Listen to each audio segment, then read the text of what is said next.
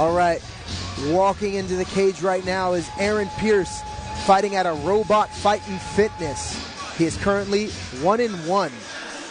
And out in the blue corner, we have Anthony Escobar fighting at a Coastal Combat. It's 145 pound, and he's 0-1, looking for his first win. So he should come out very hungry. And that's the thing, right, is you don't really know what to expect from a fighter who's 0-1 because you don't know if they're really good, if they're really bad. You don't want to underestimate them. It's almost really tough. I remember when I first started fighting, a lot of the pros that I knew, they would tell me, like, don't worry about your opponent's record or anything like that because it's hard to judge their experience level based off of that. Absolutely. Yeah. And no matter where you came out of, the first fight's always difficult. Sorry, I want to come back to this because we got kind of cut off. So that was a great first fight. We keep getting cut off. Cage from Coastal Combat. Give it up for Anthony Escobar. So that was a great start of tonight. A lot of technique, a lot of experience, and you're going to see that now. I feel like a couple years back, a lot of the amateurs, they didn't have technique or the skill. You don't see that anymore, especially not here at Epic. A lot of these guys are as talented as some pros that I've seen. They train every day with pros, right? Your entire time, every day, you're training with who? Liz Carmouche, Shalima McFarland, Pearl Gonzalez. And it's been like that since you first joined the gym. Absolutely. My welcoming present was not so convenient. But, hey, I learned my lesson, and, now I get to be undefeated. You're only as strong as your team and the people that you're training with. Exactly. Josiah had a question about John Molina. So John West Coast Molina, he's going to be the last fight. He's number 8. And then Lori Clark. When does Lori Clark fight? Lori Clark. It's about right there. Lori Clark is fight number 6. This is fight number 2, and Lori Clark will be fight number 6. Let's see, anybody else? Got some fans for Fluke. I know, everybody's loving Fluke. That was a great job by Fluke. I was surprised by that split decision a little bit. Blind judge. They said they've got one blind judge. That's funny. Good job, Chris. Don't see how that was split, though. We were just saying that. Excited to see this second fight. Second fight, guys. Let's go. Let's get into it. Let's make it happen. We got Escobar making his little roundabout. Looks excited. Now, at first glance, both these fighters seem very physically fit. And let's do it. Back to Carlos Kramer in the cage. Ladies and gentlemen, this next bout is sponsored by King Amanpour, your car accident lawyer. 619-333-3333. All right, ladies and gentlemen, this next epic bout is 3 2-minute rounds in the featherweight division. Introducing your first warrior. Fighting out of the red corner, this man makes martial arts with a record of 1 win and 1 loss. He stands 5 feet 9 inches tall and weighs already 145 pounds. Representing Robot Fighting Fitness, put your hands together for Aaron Pierce. And his opponent, fighting out of the blue corner, this man is a mixed martial artist with a record of no wins and 1 loss. He stands 5 feet 7 inches tall and weighs already 145 pounds. Representing Coastal Combat, give it up for Anthony Escobar. Your referee is Franklin Aguirre. We got both fighters kind of shaking it out. No eye contact, really, which is what really made that first fight so intense. Is they did not lose eye contact with each other for not a second. Yeah, the whole time they're just staring at each other like they're going to eat each other. Soul. Oh, I man. know. All right, ladies and gentlemen, Aaron Pierce in the red shorts and Anthony Escobar in the blue. Both fighters come out, seem very calm and relaxed. Pearson getting some nice level changes in there. Got a kick. Leg kick. Escobar doesn't seem to be fazed by it at all. Escobar seems to be very composed. He's controlling Overhand. the center, choosing his strikes. And Pierce goes for that takedown, gets a double it. leg. Looking for the back here. Looking for the back, and he's back there. He's got it. Let's see what he can do with it. Now, Escobar did a good job using the cage there to try to defend his back, right? And get back up off the ground. But as Pierce tried to come around his back, he just stayed real tight to the cage, made it difficult and uncomfortable to continue moving forward. But Pierce is trying to get behind him. Switches to that single. He's looking for the Kimura. There we go. This is just like we saw in the last fight. Oh. Ryan, he's got his back here. Let's see how he's going to finish this. There's a couple options. Pierce can pull his elbow in and kind of turn the corner and pull him down if he's looking for that takedown. Yeah, he looks like he's trying to drive him forward here. He's looking for the back. He really wants that back. Escobar doing a good job with his hip movement, not letting him control that back. Back down again. Oh, threw an elbow. That's illegal. That's why the ref's stopping it. No strikes to the spine. Ooh, nice knee. Good knee by Pierce. It's so crazy the technique that we're seeing from these guys today. Ooh, that was a wild first round. Yeah, that was very interesting. exciting. All right, so talk to me. Who do you got there? What are you thinking? It's a tough call. I definitely think that Pierce he controlled the tempo. He had multiple takedowns, and points-wise, Escobar would have to be landing a lot of strikes to overthrow that. Right. He controlled him on the ground. He took him down several times. Yeah. I can definitely see that. I definitely think that maybe Pierce had the upper hand a little bit in that round. But Escobar is doing a great job. Let's see if we go to some of these replays.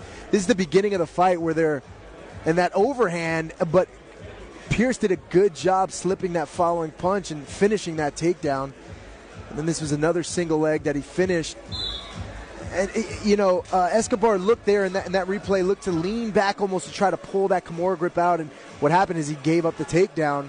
And sometimes that happens, right? Sometimes you look for something and you put yourself in a bad position doing that. As the fight continues, if he kind of lets go of that over-top overhook and starts creating pressure and using his frames with his hands to keep the head away, he won't be able to control him as well. Right. Well, let's see what happens in round two. Escobar in the blue shorts, Pierce in the red. He's got power. He's looking for that power shot. He's trying to time it. Ooh, wow. Wow. Escobar landed a solid hammer fist as the takedown happened. So the ref's stopping the fight. He's throwing elbows to the spine. He's throwing elbows to the back. Elbows to the spine. So he's docking him a point. He's docking him a point. He did warn him about it before. He did warn him about it. You can elbow to the body, just not the spine or the back of the head. No head and no knees to the face in amateur. Right.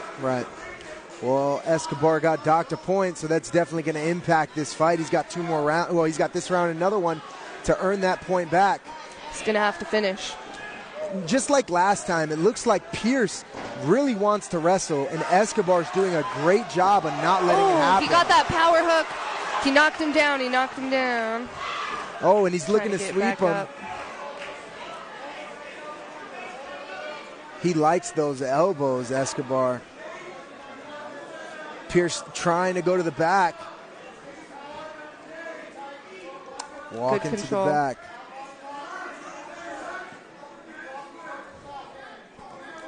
If Escobar just takes that overhook hand and starts a frame on the face, create a little pressure. I see what you're saying. Yeah, it make him very uncomfortable. He's got his frame. Pierce is doing a good job wrestling here. Escobar definitely needs to create some frame, create some space. There we go. This is what Escobar wants. Escobar wants to stand with him, and there we go. Yep, and there we go. And Escobar is... He's rocked. He's got to throw down now. Escobar does not want to wrestle with him. And this is exactly what we were talking about earlier. If Escobar's using his striking to keep the wrestler away, and that's exactly what's happening. Is now Pierce is going to be very timid in his shots. He can't shoot from far away because Escobar is going to make him pay for it, just like this, just like we're watching right now. 10 seconds.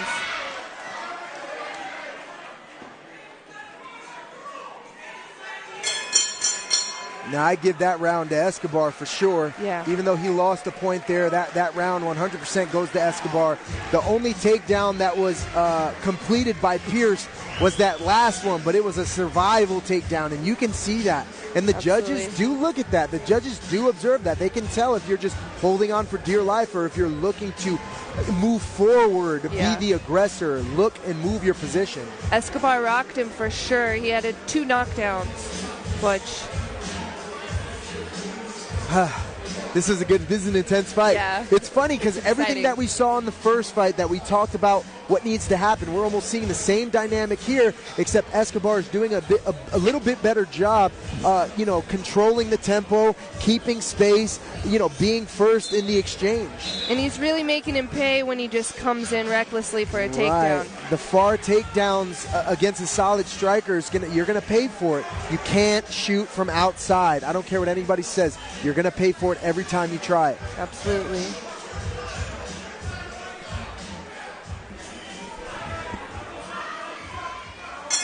I think Escobar is going to be coming in hot here. Absolutely. I'm sure Escobar's corner was telling him that 1 point down means a lot. And we see a little combos. He's throwing 1-strike punches right now. Stalking him down. Nice. There we go. Nice. He rocked him with a solid knee. Wow. Pierce is hurting.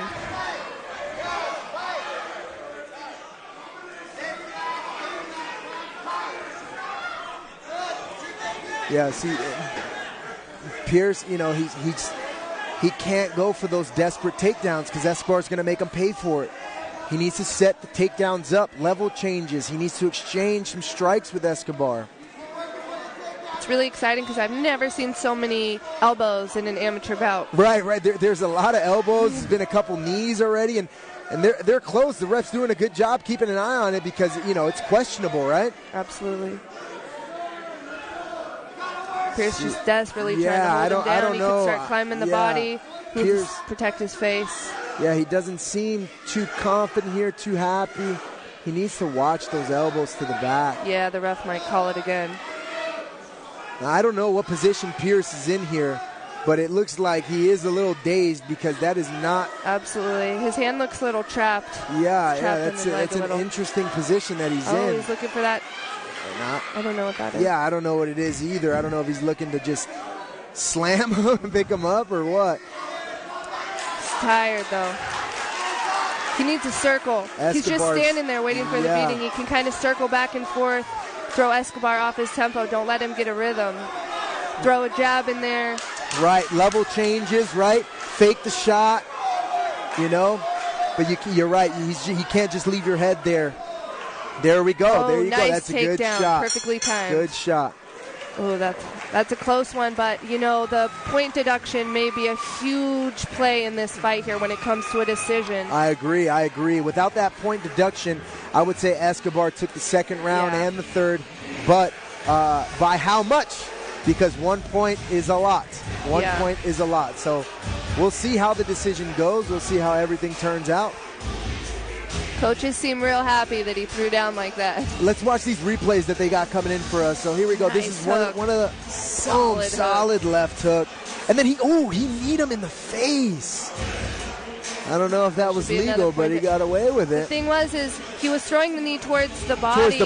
And Pierce kind of leaned over into it. If you shoot your shot into a knee, that's your fault, especially if he's throwing the knee right to the body. I don't think that one was illegal. Yeah, that's a good point. I've made that accident myself just in training, and I've paid for it as well. That's a good point. Not an easy lesson. Look,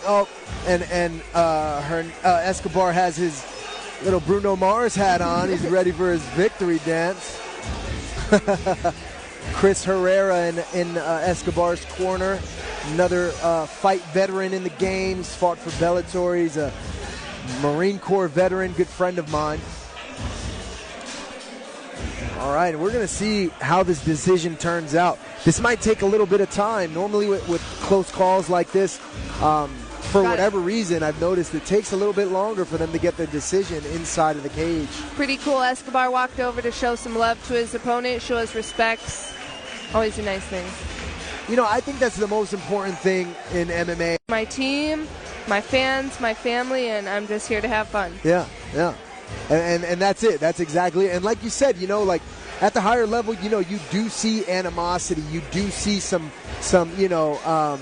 very intense exchanges and face-offs. But a lot of times, at the end of the fight, those opponents will shake hands and have some sort of level of respect for each other. They're playing another replay here. Let's see what happens. Let's see. Boom. And nice Escobar hook. was doing a good job countering that. He was like, he was like reading them, and he was doing a great job as a striker. He landed that left hook 3 times. It just knocked him down. Yeah, must be a powerful left hook. Let's see if we can go to some comments here. Let's see if anybody's got any questions. Second fight, let's go. Said Lori's the 7th. When does Jonathan fight? I think I answered that already. Jonathan fights. Last fight, number 8. Jason getting a shout out. Jesse Taylor's watching. What's up? Shout out to Jesse Taylor. And we got a decision here. Here we go. All right, ladies and gentlemen, give it up for these 2 warriors in our second bout of the night. After 3 hard-fought rounds, we go to judges' scorecards. Your first judge scored about 28-28. Oh. Your next judge scores about 28-28. Oh, wow. Oh, this pointed And action. your third judge scores about 28-28 for unanimous. Wow. Draw. Unanimous draw. Wow, you do not see that often. Right. You don't. Well, I mean, if I was Pierce, it is a draw, and both fighters did a great job, but I would be looking at that as a loss because my opponent got that point taken away. Without that point, I would have lost this fight. The crowd's pretty upset, too. Yeah, pretty frustrating. And I understand, but you know what? The judges, that's what happens when you leave it in the hands of the judges, right? I mean, I've lost fights that I felt like I shouldn't have lost, and it was decision at the end of the day. Ladies and gentlemen, contest number 1. Share the live feed for your chance to win free tickets to Epic 43, August 16th at the 4 Point Sheraton. The drawing ends May 18th, 2019. You can follow us at Epic Fight on Facebook and at Epic Fighting on Instagram. But you sure as heck came on strong at the end. Honestly, I just want to thank y'all for letting us become healthy after this fight. But I prefer we stand up and give them what they want to see. Everybody looking to make sure I'm not missing it. And then it popped up on the stand up and be strong like men, yeah? Who'd you like to thank in your coaching corner here, supporting you along the way as well as your family? I want to thank all my coaches, Chris, Jordan, Joe, and my family, friends for coming out and supporting me from a distance. So I appreciate that a lot. Much love and respect. Give it up, ladies and gentlemen, Anthony Escobar from Coastal Combat.